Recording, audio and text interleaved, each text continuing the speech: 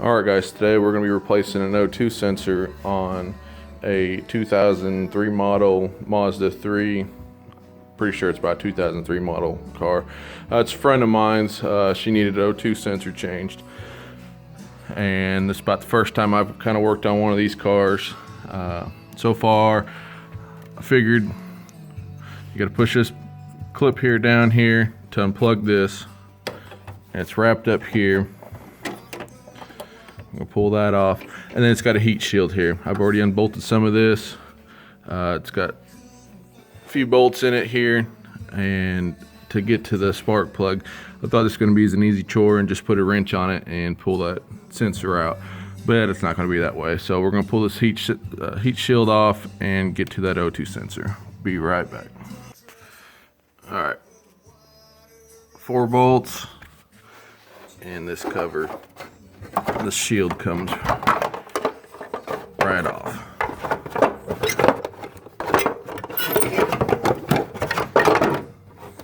I think I'm just gonna actually leave it right there, make it simple. I'm gonna just get the wrench on that and pull that out. All right, as you can see, it came out. Got it out here. Only thing I'm gonna do, I'm gonna double check, make sure she got the right one here. She said it's a universal one. I'm just gonna make sure that it's got where they cut these, splice them in.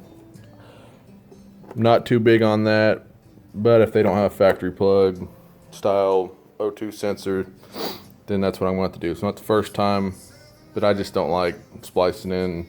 I'd rather just have the cable, the plug, just to plug right into it. So I'm going to cut this video. That's how to get it out. The 4 bolts on top of the heat shield pulls it out. Plug, talking about 15-20 minutes worth of work. It just depends how fast you work and if you got all the tools here. And of course I got the car elevated up, so I'm 6'2", didn't like bending over that far, so I jack it up some so I don't have to bend over so far. For now, any questions, feel free to leave comments. I'll probably make a video of putting it back in. I'll try to answer any questions the best of my knowledge. Thanks. Bye.